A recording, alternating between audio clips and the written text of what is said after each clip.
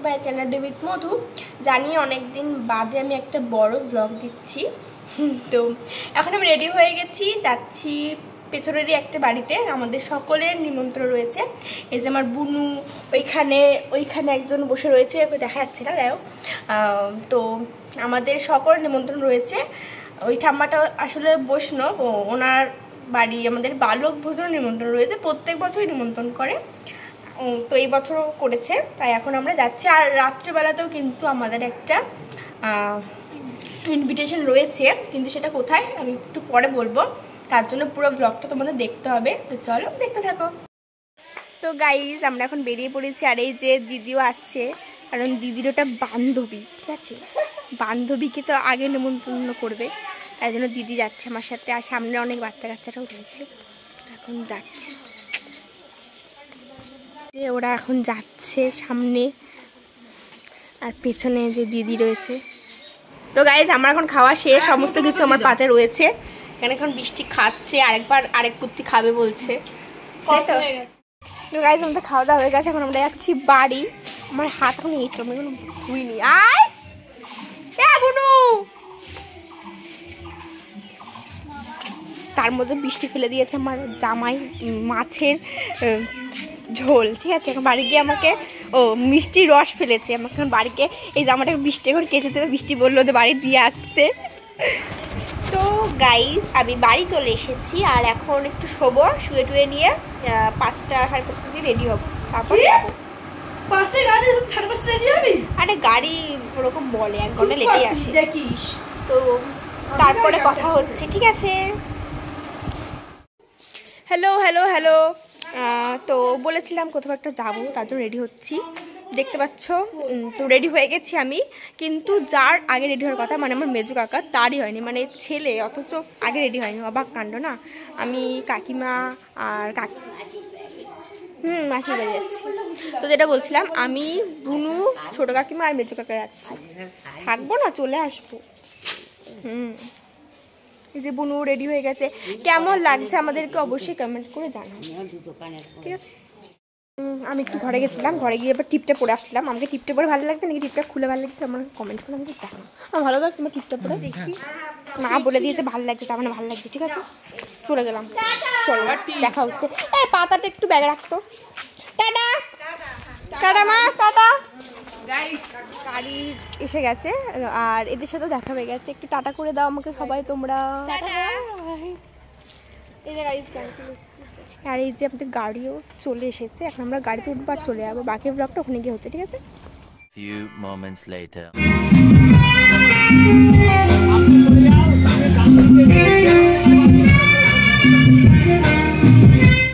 তো guys finally এসে পৌঁছলাম আজকের ডেস্টিনেশনে।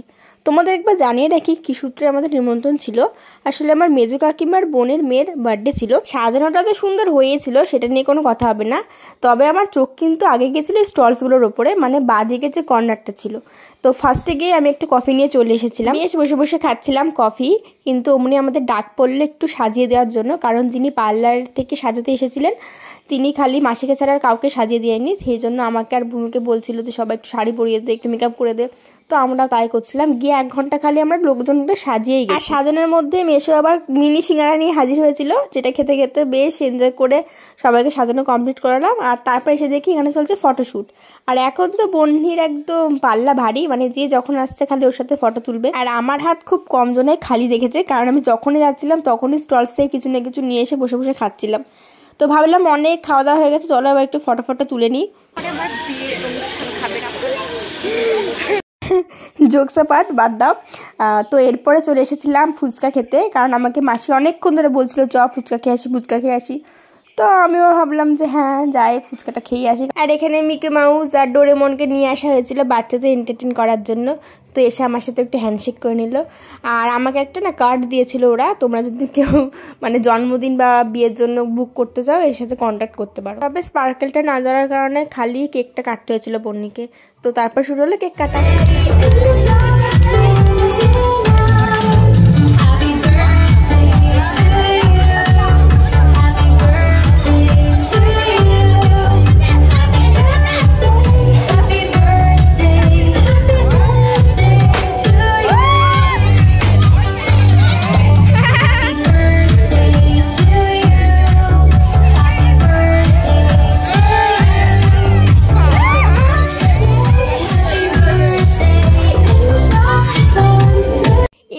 পরে মানে অবস্থা তো একদম সবাইকে ভূত করে ছেড়েছিল, চারিদিকটা একদম জলে জল হয়ে গেছিলো, আমার ওড়না পুরো ভিজে যায়।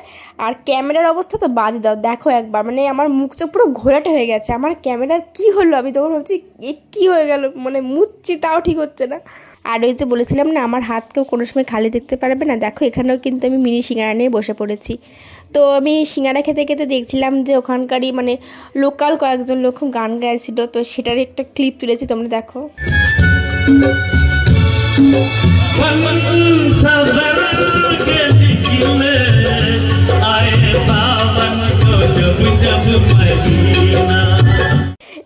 আর গান শোনার পর আমার আর আমার বুনুর রিয়াকশন, মানে আমার বুনু ওখান থেকে উঠে চলে আসতে চাইছিল। আমি বললাম যে না দাঁড়া, দেখ পুরোটা কীরকম কি লাগে।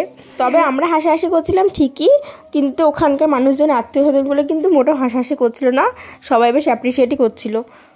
তারপর আবার খালি হাত হয়ে গেছিলাম, ভাবছিলাম যে কিছু একটা আনতে যাব, ঠিক তখনই আমাদের সামনে নিয়ে চলে আসলো কেক। কেকটা কিন্তু খেতে বেশ ভালো ছিল। আর এখানে বুনু এগিয়ে এসে বলছিল যে আমি দেখে দেখে বড় পিচটাই তুলেছি। তবে একটা জিনিস কি বলো তো, ওখানকার মানুষজনগুলো খুব ভালো, মানে আমি যে আত্মীয়র বাড়ি গেছি মনে হচ্ছিল না, মনে হচ্ছে নিজের বাড়িতেই রয়েছি, নিজের মতো নিজে আড্ডে আর কি মারছি, সবাই এসে কথাবার্তা বলছিল। আর সেকেন্ড পার্টও আবার একজন আমাদের সামনে কেক নিয়ে এসেছিলো, আর আমরা সেখান থেকেও 1 পিস করে তুলেছি। মানে অনেকে এমন ছিল যে কেক পাইনি, কিন্তু আমরা সে সমস্ত বলে 2 পিস করে কেক খেয়ে নিয়েছি।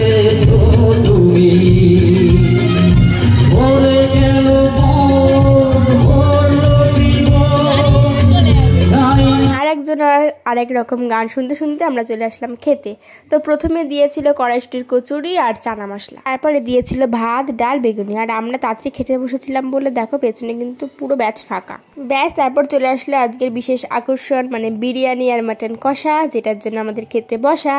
আর বুনু এমন হাবভাব করছিল যেন কত খাবে, কিন্তু শেষ পর্যন্ত যে ও কত খেয়েছে সেটা একমাত্র আমিই জানি। এই ক্যামেরা চালিয়ে ভিডিও করছিলাম, মানে সবাই আমার দিকে এমনভাবে তাকিয়েছিল না, মানে নিজেকে খুব বড় একটা ব্লগার মনে হচ্ছিলো, সেই ফুড রিভিউ করে না ওরকম মনে হচ্ছিলো। কিন্তু আসলে ও না, আমি একটুও ঝাল খাই না, তার মধ্যে মাটনটা হচ্ছে এত ঝাল আমি বিন্দু মাত্র খেতে পারিনি। তো যাই হোক শেষ পাতে দিয়েছিল চাটনি পাঁপড় মিষ্টি আর লট চমচম। একবার বুনুর থালাটা তোমরা একবার দেখো, মানে ছি, জাস্ট মুখ দিয়ে একটা কথা বলেছিল যে ছি এটা কী করেছিস, কিচ্ছু খাইনি, আর এখন বলছে যে সব কিছু মাখা মাখা হয়েছে, খালি মাটন খেতে এসেছি তাই মাটন খাচ্ছি। আসলে কথা হচ্ছে খেতে পাচ্ছিল না। ফাইনালি খাওয়া দাওয়া হয়ে গেল, আমি হাফ লিপস্টিক নিয়ে আর হাতে একটা হজমলার প্যাকেট নিয়ে ছুটলাম স্টলের দিকে, মানে আইসক্রিমের স্টলের দিকে। তো সেখান থেকে আমি আর বুনু 2টো আইসক্রিম নিয়ে নিলাম। আর ছোটোর এই একটা না, আগে 2-3টে খাওয়া কিন্তু হয়ে গেছিলো, কিন্তু আমি ফার্স্টই খাচ্ছিলাম। তো আমাকে নাচার জন্য ডাকছিলো, কিন্তু আমি বলছিলাম যে না, আগে আমি আইসক্রিম খাওয়া শেষ করবো তারপরে নাচবো, কিন্তু আমি শেষ পর্যন্ত যদিও নাচিনি।